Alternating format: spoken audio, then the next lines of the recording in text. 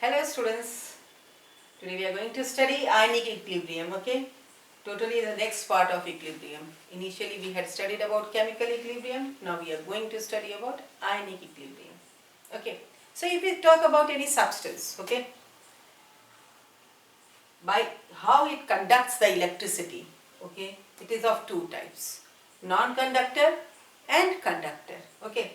When we are talking about the conductor, it means it is conducting the electricity, okay. So it is also of two types, ionic conductor and metallic conductor. Metallic conductor, you all know they have got free electrons, and as the result they can conduct the electricity like aluminum, copper and all, okay. Now, what is ionic conductor then? Ionic, when the word comes, it means ions are present over there, isn't it? That is the cations and the anions. And these are responsible for what? Conduction of electricity. Okay. So this ionic conductor is of two types. Okay. It can be a strong electrolyte or it can be a weak electrolyte. Okay. So here this electrolyte can be strong also or weak also. When I am talking about a strong electrolyte, it means it is completely dissociated, okay, in aqueous form or in molten form, like NaCl, Na plus and Cl minus ions, isn't it?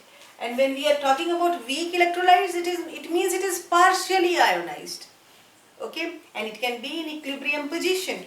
These weak electrolytes like acetic acid, ammonium hydroxide, they are only partially ionized in the aqueous solution, okay. So here they are known as weak electrolyte, okay. Now when we are talking about a strong electrolyte, I said to you it is completely ionized in the aqueous solution, and here it is only partially ionized. Examples I have given you for the ionic strong electrolytes. All the strong acids, bases as well as the salts comes under the category of strong electrolytes, okay, and all the weak acids and the weak bases comes under the category of weak electrolyte.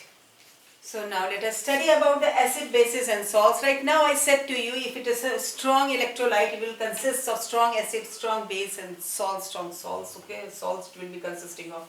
Now if they are weak electrolytes, it will be consisting of weak acids and weak bases. And now we are going to study how these interact, okay.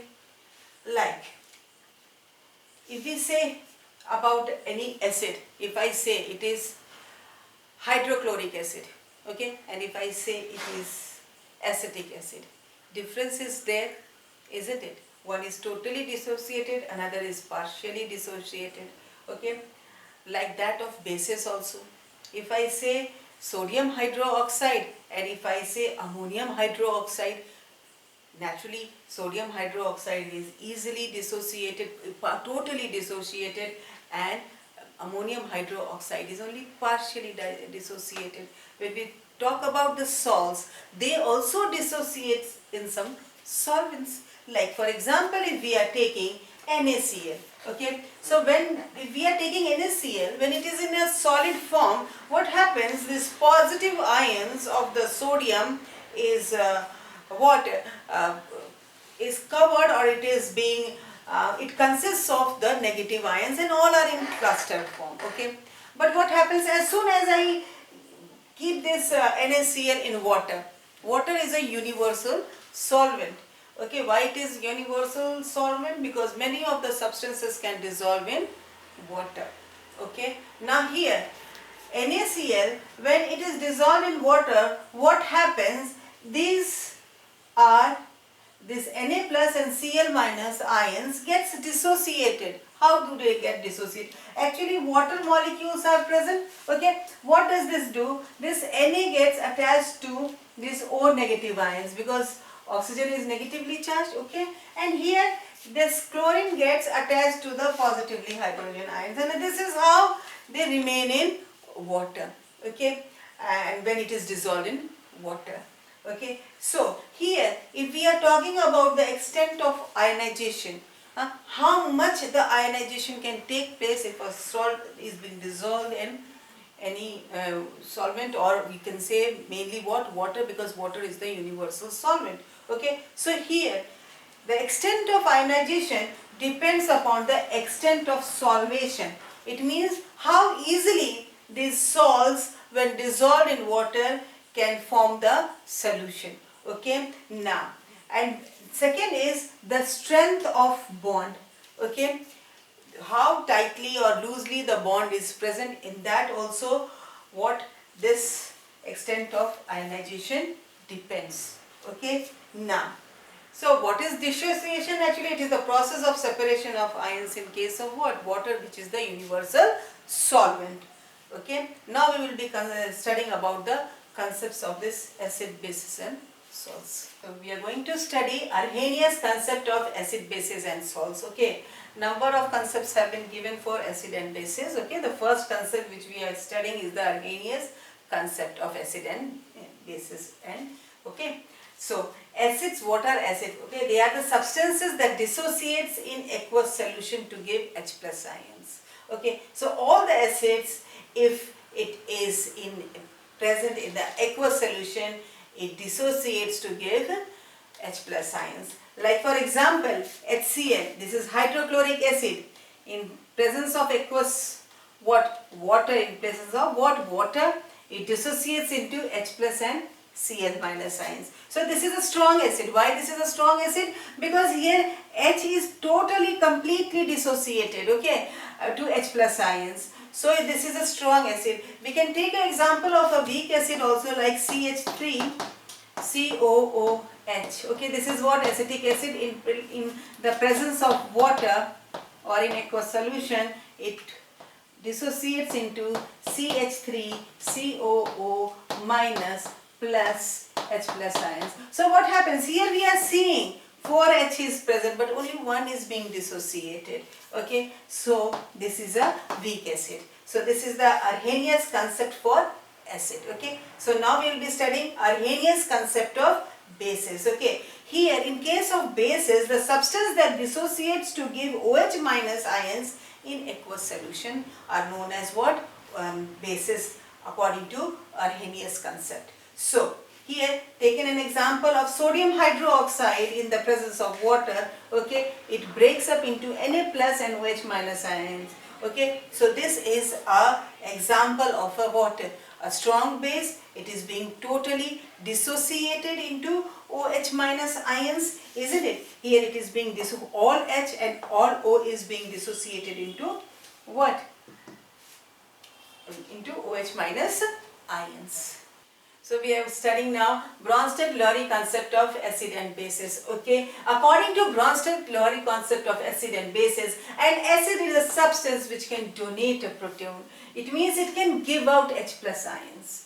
Base is that which can accept that H plus ions. Okay, now here in this Bronsted-Lowry concept, two words comes: conjugate base and conjugate acid. A conjugate base is formed. How it is formed? When this acid is giving out a H plus ion, a conjugate base will be formed. Okay, and here what will base, when it combines with that H plus ion, forms a conjugate acid. Let us understand with the help of a example. HCl plus NH3 in aqueous solution, okay, it breaks up into or partially gets ionized into H plus ions plus Cl minus ions. Now let us see how it is being formed. Here HCl is an acid. It gives out one H plus ion. Naturally, I said to you, this gives out H plus ion. It forms a conjugate base, and here chlorine is acting as a what? Or it is the conjugate base, okay, which is formed from the acid HCl.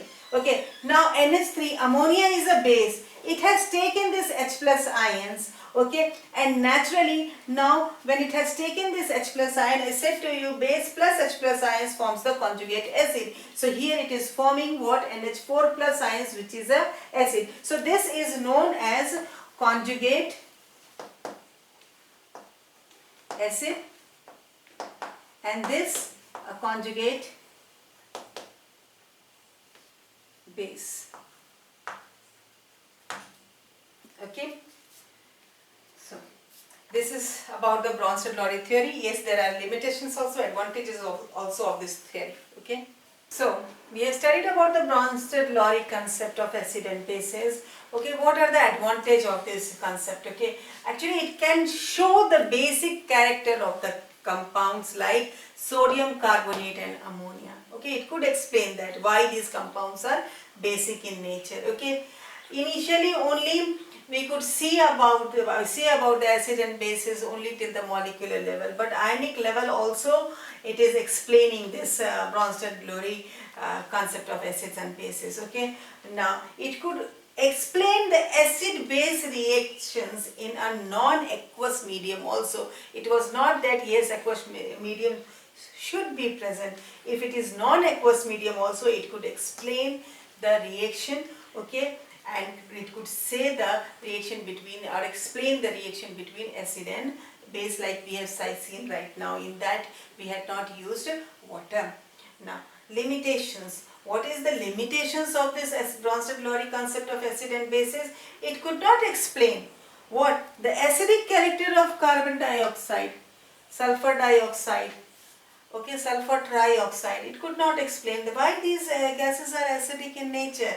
Okay, now it could not explain the basic nature of this calcium oxide, magnesium oxide, barium oxide also can't be explained by Bronsted-Lowry, because it could only be explained by yes, donating of proton or accepting of proton, isn't it? But here we are not understanding that. Okay, now here BF3, aluminum chloride, okay, they all act as acids, okay, but they don't have any proton in them. So how can we explain them according to Bronsted-Lowry concept of acid and bases? Now let us study about the Lewis concepts of acids and bases. Okay, right now we have studied about Arrhenius. We have studied about the Bronsted-Lowry. Okay, one is describing with H plus ions, another is describing with proton. Okay, this Lewis concept is describing with electrons. Okay, so according to Lewis concept, acids are those substances which can accept a pair of electrons. Okay, and bases are those substances which can donate a pair of electrons. Okay, for example, if we are taking BH3 plus NH3, okay, here we can see that a complex compound has been formed. How it has been formed? When we take CM, this NH3, naturally this NH3, in this you can see what this NH3, it has got what, a lone pair of electrons. And when we are talking about BH3, okay, 3H is there, okay. So here you can see only 1, 2, 3, 4, 5, 6, isn't it? It needs the 2 electrons. Naturally, what will happen here? Which bond will be formed? A coordinate bond. It is, this BH3 is accepting the electrons, so it is now a water acid, Lewis acid, and this NH3 is donating a pair of electrons to BH3, so it is what? Lewis base, thereby forming a complex compound. Okay. Now, this, when we are talking about the Lewis acid bases, the reactions which we will be seeing, okay, here coordinate bonds will be formed, okay, and if we are talking about this Lewis acid, they are electron, we can say what, deficient, because it can accept a pair of electrons. So Lewis acids can be AlCl3, carbonate ions, CO3 plus ions, Mg2 plus ions, which all ever, if the ions are plus in charge, or if they are having deficiency of electrons, they will be acting as what? A Lewis acid, as they will be accepting a pair of electrons. Now, those which donate a pair of electrons, they are the bases, and the best examples are NH3. Right now we have seen it has got a pair of electrons over here which it can donate. Okay, here you can see what, OH minus ions. This is also a what, Lewis base. Okay, here NH3 I said to you, Lewis base, even though its octet is complete, yes, by coordinate bond it is donating the electrons. Okay, so hope so you might have understood this. Okay, all the topics which has been taught today. Good day, take care.